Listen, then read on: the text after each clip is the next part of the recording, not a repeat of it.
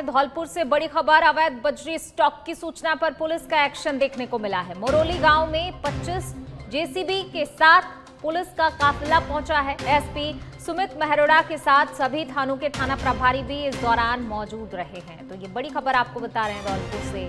मोरोली गांव में 25 जेसीबी के साथ पुलिस का काफिला पहुंचा है। ये तस्वीरें आप देखिए। अवैध बजरी स्टॉक की सूचना पर पुलिस का एक्शन देखने को मिला है। 25 जेसीबी के साथ पुलिस का जाब्ता यहां पर पहुंचा है।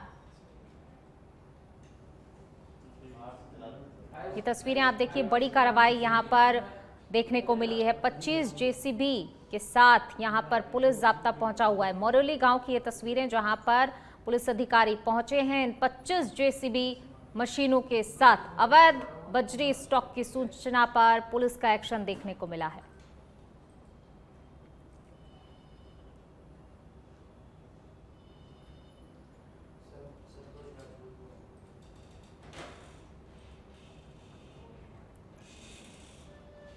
और ज्यादा जानकारी के साथ हमारे सहयोगी संतोष हमारे साथ जुड़ गए हैं। संतोष, पुलिस का बड़ा एक्शन यहां पर अवैध बजरी स्टॉक के खिलाफ देखने को मिला है, क्या कुछ अपडेट इस पूरी कार्रवाई को लेकर? जी, आपको बता दूं कि धौलपुर पुलिस का आपका सबसे बड़ा कार्रवाई करने को मिली है। यहाँ एसपी सुमित मेहरा 50 गाड़ी और 25 जेसीबी लेकर मोरोली गांव पहुंचे थे, जहां पर देखकर हड़कंप मच गया। पुलिस ने करीब 5000 ट्रॉलियों से अधिक अवैध बजरी को नष्ट कर रही है। वहां पर सभी थानों की पुलिस है। जी, शुक्रिया आपका इस तमाम जानकारी को साझा करने के लिए।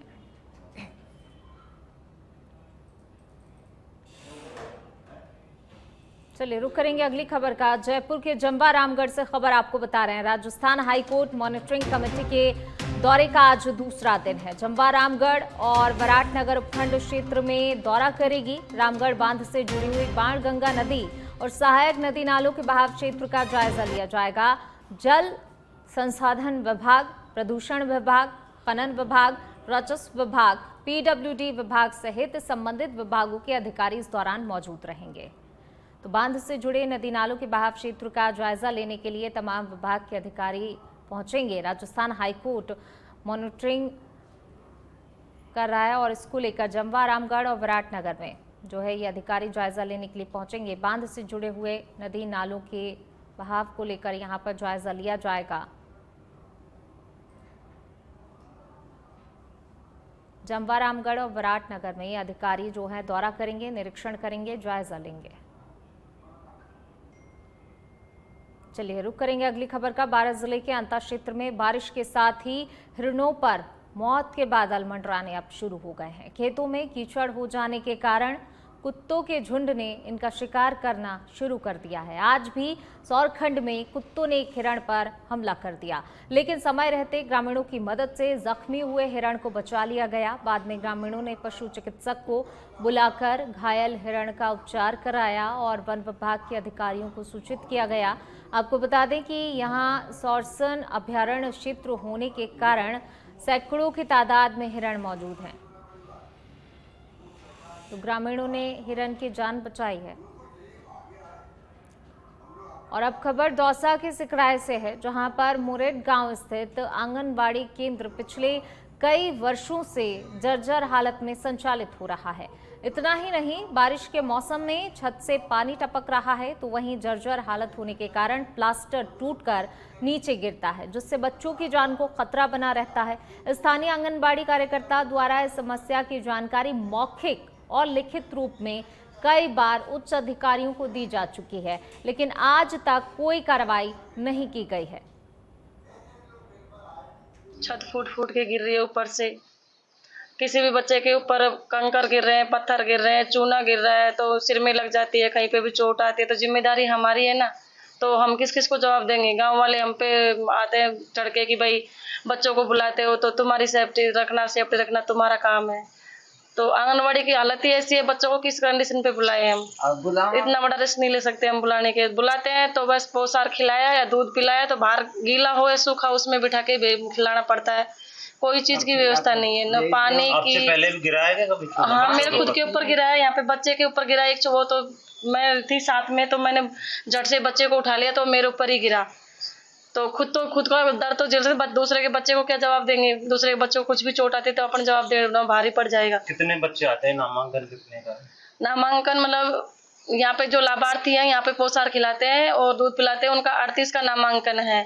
तो 20 आ जाते हैं, 25 आ जाते हैं, कभी 22 भी आ जाते हैं।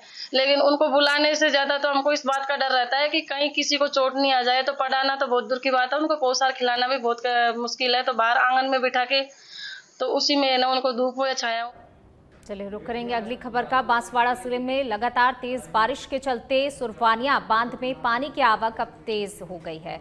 आज सुबह 10 बजे तक बांध में जलस्तर 149.95 मीटर रिकॉर्ड किया गया है, जो कि फुल रिजर्व लेवल 151.02 मीटर के काफी करीब है। बांध अब तक 62.50% तक भर चुका है, जिस कारण बांध के 10 में से 4 गेट 2-2 फीट तक खोल दिए गए हैं। पानी की निकासी दर जो है 30.45 क्यूसेक दर्ज की गई है।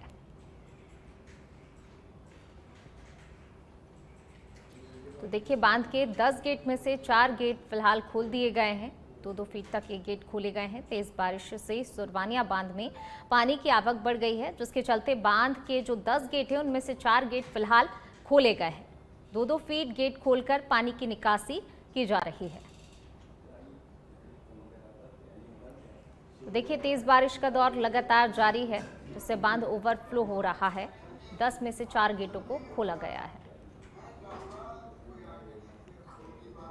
चलिए बढ़ेंगे आगे। बांसवाड़ा के दानपुर थाना क्षेत्र में रविवार सुबह एक दर्दनाक हादसा हो गया, जहां हुड़ी तेजपुर से कुंडल की ओर जा रहे 2 बाइक सवार युवक रपट पुलिया पार करते समय पानी के तेज बहाव में बाइक फिसल गई और दोनों युवक पानी में बह गए। हालांकि इस दौरान एक युवक ने खुद को बचा लिया, लेकिन इस दौरान दूसरा युवक तेज बहाव में बह गया।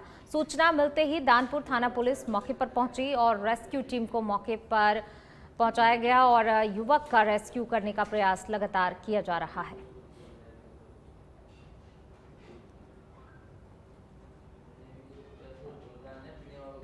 सरदार शहर के नगर परिषद सभापति राजकरण चौधरी के खिलाफ अविश्वास प्रस्ताव परिषद भवन में पेश किया गया। बैठक शांतिपूर्ण तरीके से संपन्न हो सके, इसको लेकर प्रशासन और पुलिस ने व्यापक इंतजाम किए हैं। वहीं सभापति खेमे ने जोधपुर हाईकोर्ट में इस प्रक्रिया पर रोक की मांग की है, जिसकी सुनवाई भी आज ही होगी। वहीं 11 बजे से पहले स्टे मिल गया तो बैठक की कार्रवाई नहीं होगी और चौधरी सभापति के पद पर रहेंगे।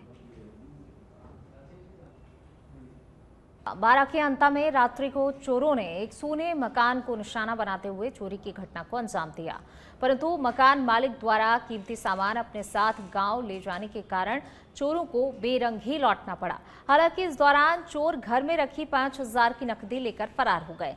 तो वहीं घटना के बाद पीड़ित परिवार ने शिकायत दर्ज करवाई है।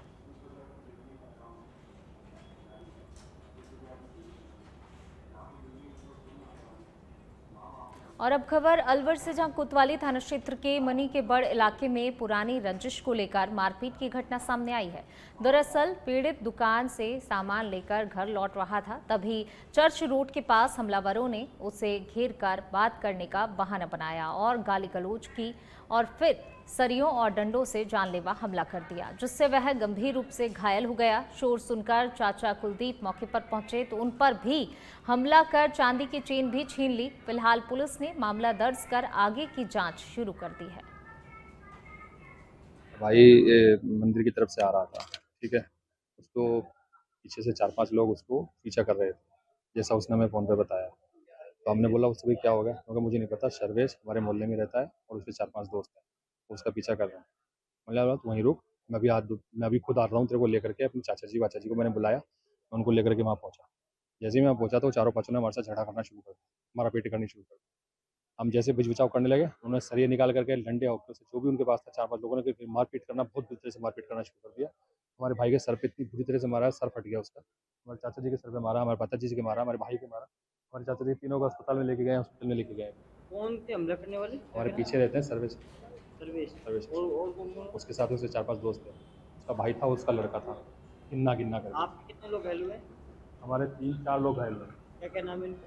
चलिए पढ़ेंगे आगे। सिंघाना थाना क्षेत्र के बोधन गांव के युवक पर जानलेवा हमला कर बदमाशों द्वारा उससे 3.5 लाख रुपए छीनने का मामला सामने आया है। घटना के बाद घायल युवक को झुंझुनू के राजकीय बीडीके अस्पताल में भर्ती कराया गया है। आपको बता दें कि पीड़ित सुमेर सिंह को हमलावरों ने रास्ते के पुराने विवाद को लेकर बातचीत के बहाने बुलाया।